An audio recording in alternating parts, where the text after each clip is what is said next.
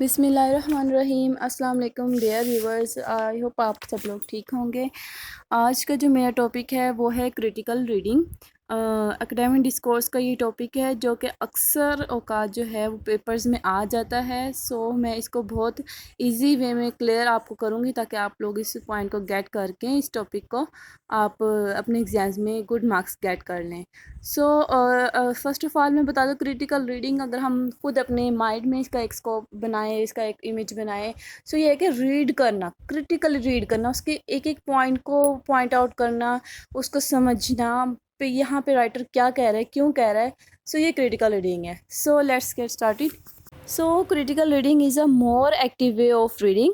In critical reading, we use our critical thinking skills in questioning both reading of it. ठीक है, हम क्या करते हैं, ये बहुत ही जो है एक्टिव रीडिंग है और एक्टिव वे है रीडिंग का। और उसके अलावा क्रिटिकल रीडिंग हम इसको इस्तेमाल करते हैं अपनी क्रिटिकल थिंकिंग के लिए, ठीक है, अपनी स्किल्स को यूज़ करने के लिए।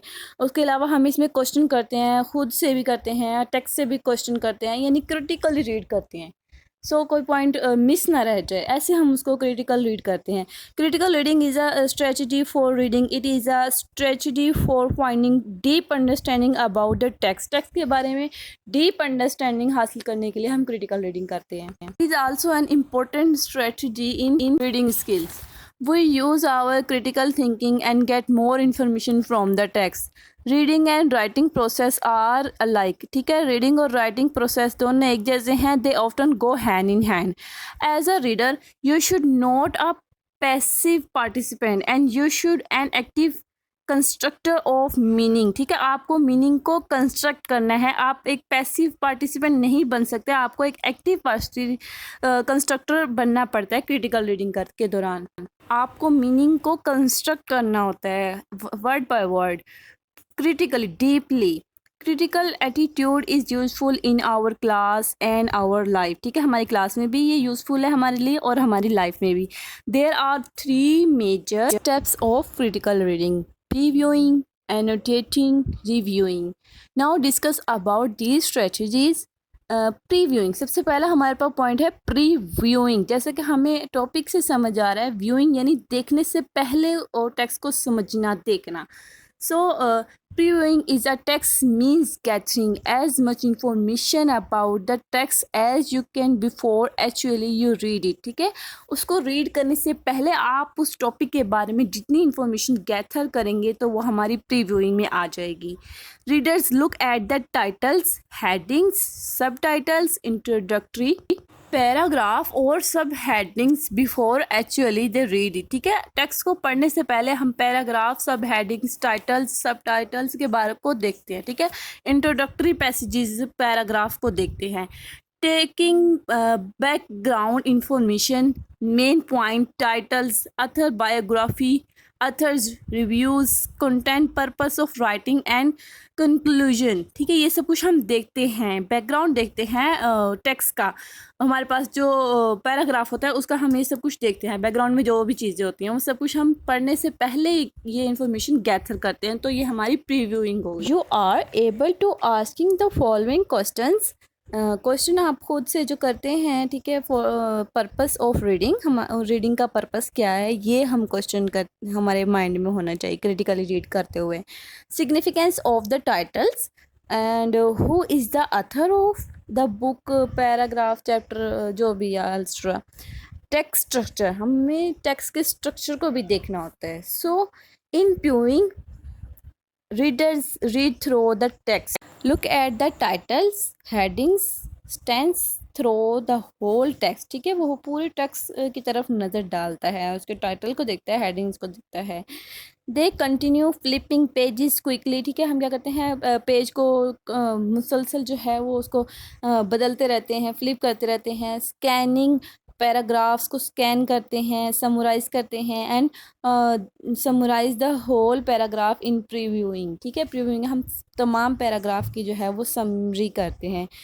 व्हेन वी यूज़ इट, हम इसे कब यूज़ करते हैं, वो use it before the end during the reading, हम इसे रीडिंग से पहले और रीडिंग के दौरान में यूज़ करते हैं। How can we use it, हम इसे कैसे यूज़ कर सकते हैं, वो use it in reading if you ask to summarise a particular piece of writing, अगर आपको कहा जाए कि एक पर्टिकुलर पीस ऑफ राइटिंग की आपने जो है वो समरी करनी है, you should look at the thesis, आप थीसिस को देखेंगे।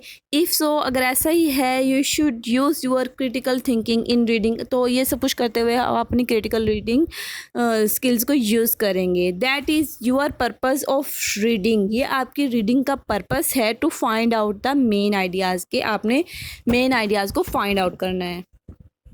सिग्निफिकेंस ऑफ टाइटल्स, टाइटल्स की क्या अहमियत है ये देखेंगे हम। First of all you should look at the titles, सबसे पहले आपने टाइटल्स की तरफ देखना है, उनको समझना है, उनको क्रिटिकली रीड करना है, मतलब उनको अच्छी तरह से उसको उनके मीनिंग को कंस्ट्रक्ट करना है।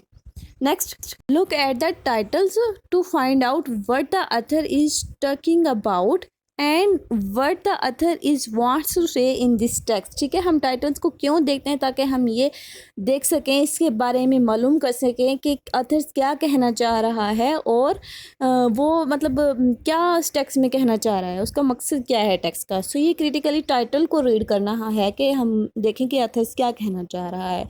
Good writers make easy their titles, ठीक है, अच्छे जो राइटर्स होते हैं वो अपने टाइटल्स को इतना ईजी रखते हैं to help readers in understanding of the text at readers first chance. ठीक है, अच्छे जो राइटर्स होते हैं वो क्या करते हैं, अपने टाइटल को इतना इजी रखते हैं कि स्टूडेंट जैसे ही मतलब टाइटल को देखे उनको फ़ौरन समझ में आ जाए, एक ही नज़र देखते ही, कि इस टाइटल के पैराग्राफ में जो ऑथर ये कहना चाह रहा है। So who is the author, who is the author is main question to know about the text.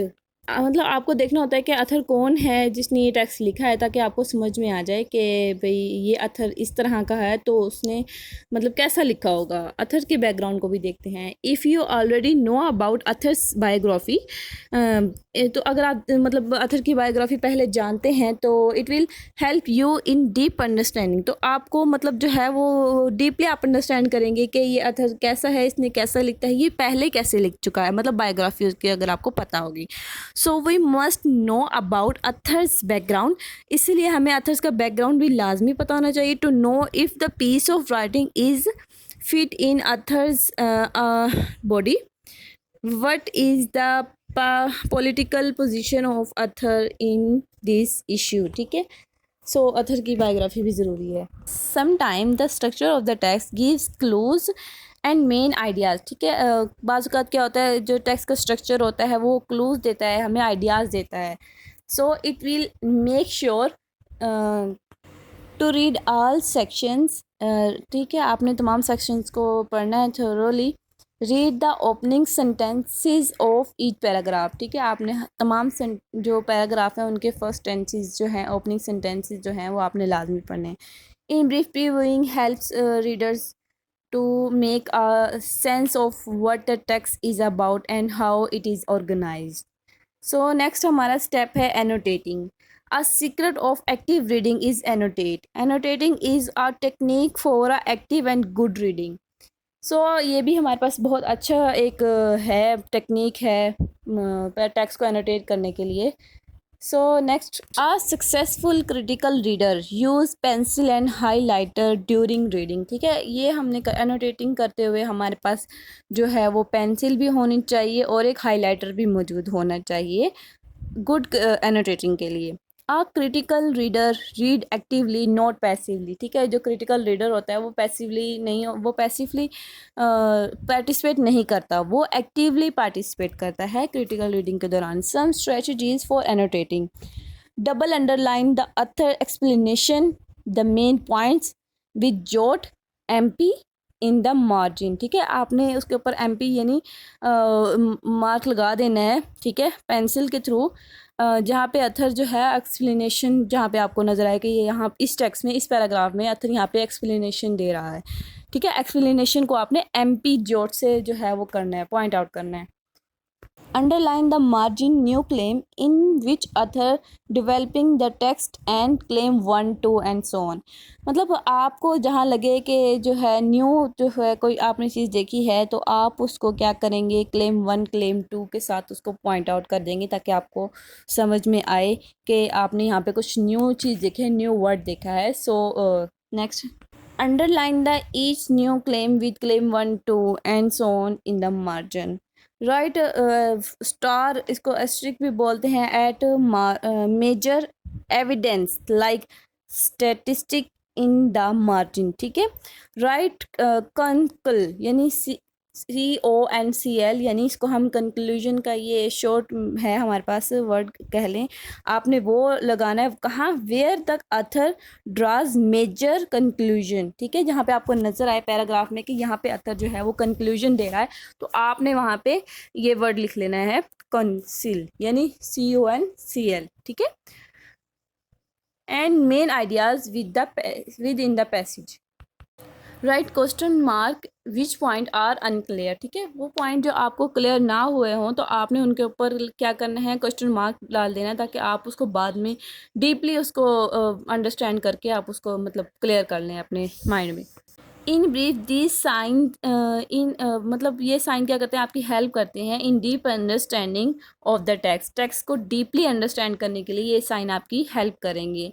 So next and last हमारा मतलब है स्टेप है रिव्यूइंग. ठीक है. मतलब दोबारा से रिव्यू करना. जैसे कि हमारे टॉपिक से ही वाजिया है, रिव्यूइंग मतलब दोबारा से रिव्यू लेना. Having reading and annotating reader review the text. ठीक है.